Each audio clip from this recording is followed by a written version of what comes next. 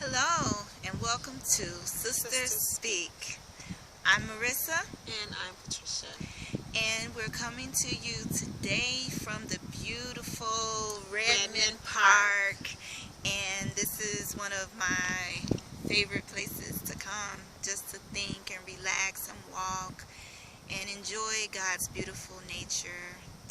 And so we wanted to do something different this time and come to you guys from here and do the second part.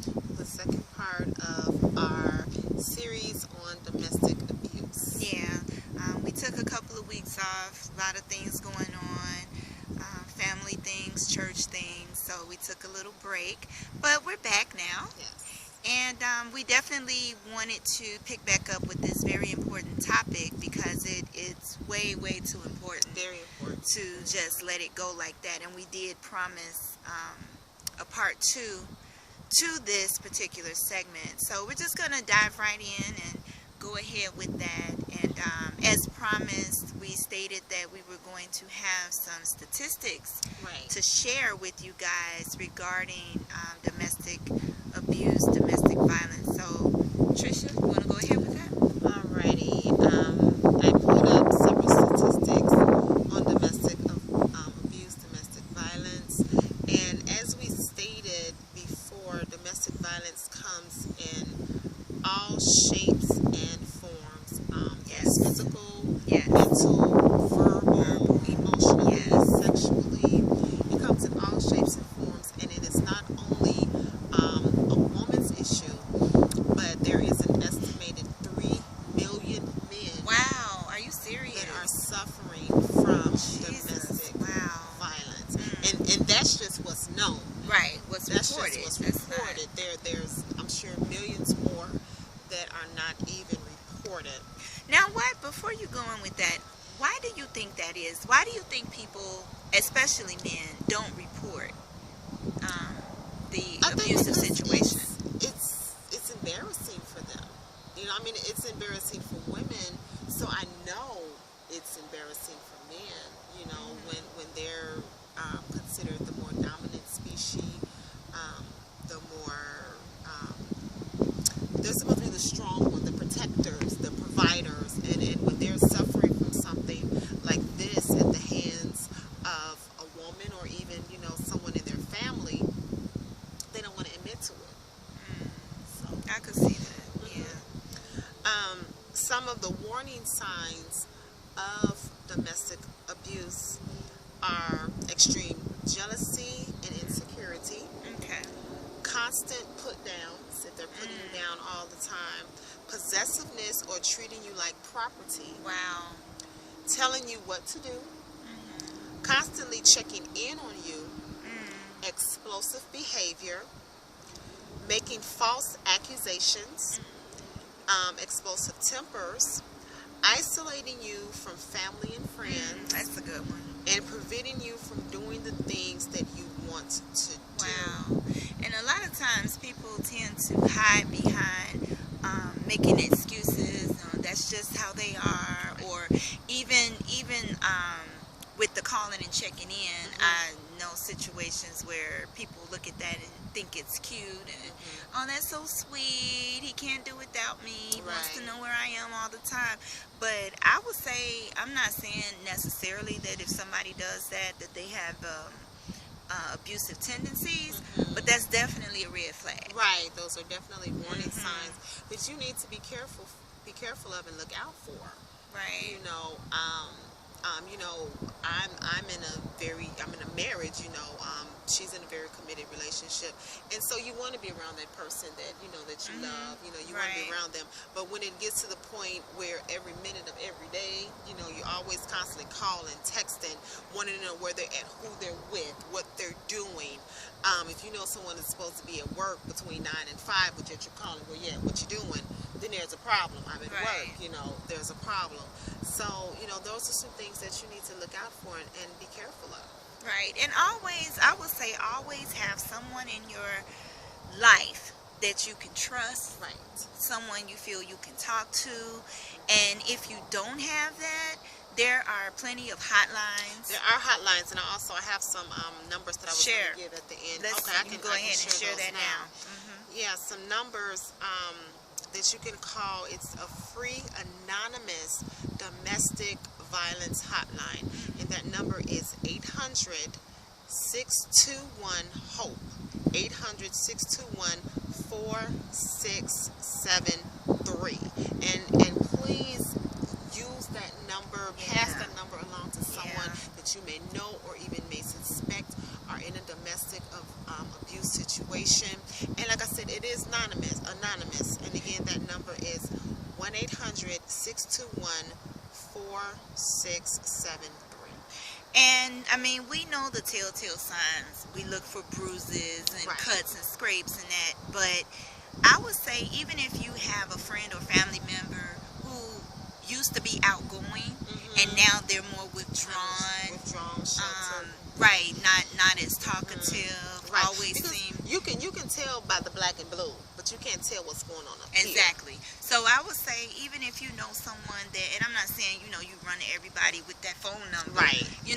But at the same time, it's definitely worth a conversation. I would rather have a real friend, if they notice something different about the way I'm acting, come to me with questions rather than ignore it and I really needed help. Right.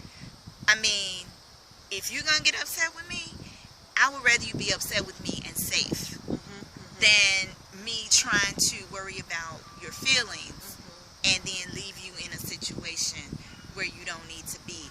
So, and I think that's one thing we have to get beyond worrying about what people are going to say, other people are going to say, things like that. If you're a true friend, or if that's your family member and you suspect something, please don't hesitate. Share the number. You can't make them call, but you can at least make them aware. Right, and let them know that you're there for them. Let them know that if they do make that call, that you're not going to say anything.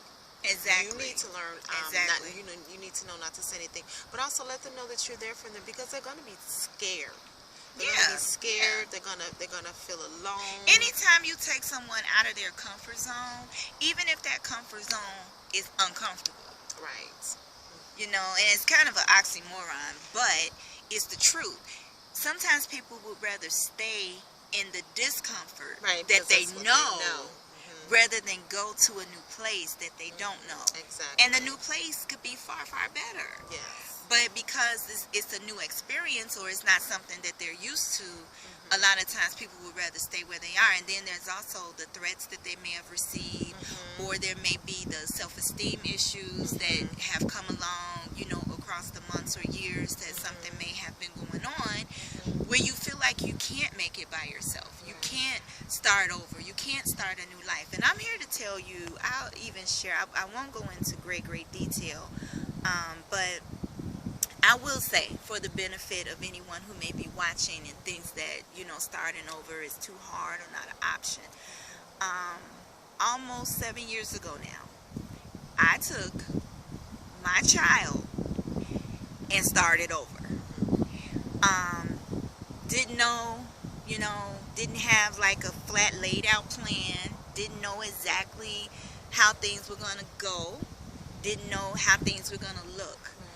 But I knew that the situation I was in was not a place that I needed to be, and it definitely wasn't a place that my child needed to be.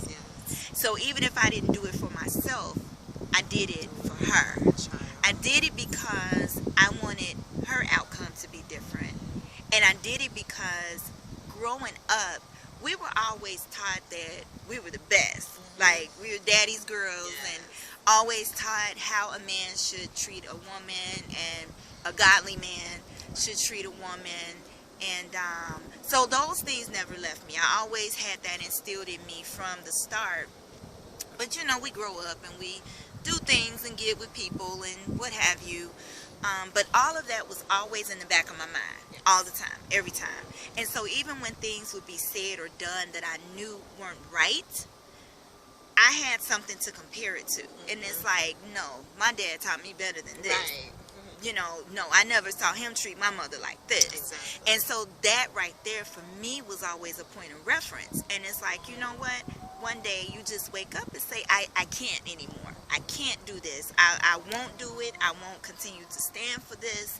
And I'm better than this. Yes. And once, especially you have daughters, once they see you take that stand, then, because the longer you don't, the more they question their own value and worth. And they think it's acceptable. They'll think it's acceptable. And I never wanted that to be the case. So as scary as it was, and as nervous as I was, I did take that leap of faith. And I had, thank God, family around me that was supportive of me, those very, very close to me. And it doesn't mean that you have to go around slandering somebody's name. You don't have to do that. Because that's never been my whole goal, and I never will. I don't feel that all the details belong to anyone. That's not anyone's business. But I will say that you can make it. I will say that against all odds, against what it may look like, what it may seem like, you can make it. Trust me, from someone who knows, you can make it. Yes. And some other statistics on domestic violence.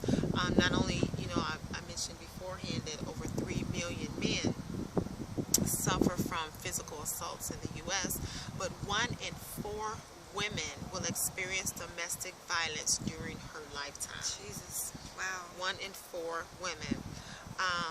Why does domestic abuse happen? It says here that no victim is to blame for any occurrence of domestic abuse. I don't care what they tell you, it is not your fault. At all. No. While there is no direct cause or explanation why domestic violence happens, it is caused by the abuser or perpetrator. So basically, it's their fault. It's not your fault. It's something that they're deciding to do on their own for whatever reason. It could stem from their own childhood experiences. It could stem from something inside of them that teaches them that they should have a dominating personality or demeanor. Whatever the reason, it doesn't matter because it's not your fault. Right. Domestic violence is most likely to take place between the hours of 6 p.m. and 6 a.m. More than 60% of domestic violence incidents happen at home. Agreed. Yes. Because there's that whole isolation piece. A lot of times you're not going to be out in public. Right. And someone's doing certain things in public or saying certain things in public. Because a lot of times an abuser or a perpetrator likes to hide behind their image, the persona that they've built up for themselves, and they want other people to believe this is how they are. So they're not going to get in public and act a fool. No, they're going to say that for home between apparently 6 p.m. and 6 a.m. I guess. I didn't know there was a time frame, but it makes sense. Women ages 18 to 34 are at greater risk of becoming victims of domestic violence. Agreed. More than 4 million women experience physical assault and rape by their partners. 1 in 3 female homicide victims are murdered by their current or former partner every year. Wow. And how do you know when the last time will be the last time? You don't know. So don't take that chance, ladies, gentlemen, and not just for the physical abuse, but even for the other forms of abuse, emotional, verbal, sexual, all of those, mental, all of that, because some of those things even lead to suicide. It does. And what you mentioned about the impact on children, it says more than 3 million children witness domestic violence in their homes every year. Wow. Children who live in homes where there is domestic violence also suffer abuse or neglect at high rates, 30 to 60%.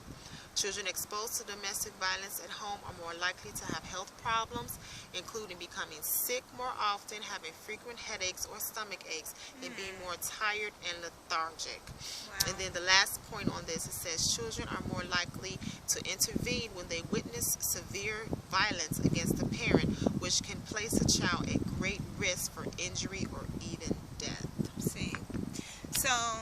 I mean, if for nothing else, all of the reasons you just heard here is reason enough not to sit still, not to keep quiet, whether you are a family or friend of someone in the situation or whether you're in the situation yourself. The time is now. Start a new life. Get the help. Speak up. The main thing is speak up. Yes. Speak up. If you don't take anything else away from what we've shared over these last 2 segments, is speak up. We love you. We want you to be safe and healthy and whole. And we want you to experience the life that God wants you to experience. And that's a wholesome, happy life. So, from Marissa And Patricia, this has been Sisters Sisters Speak. God bless you. Bless you. Bye.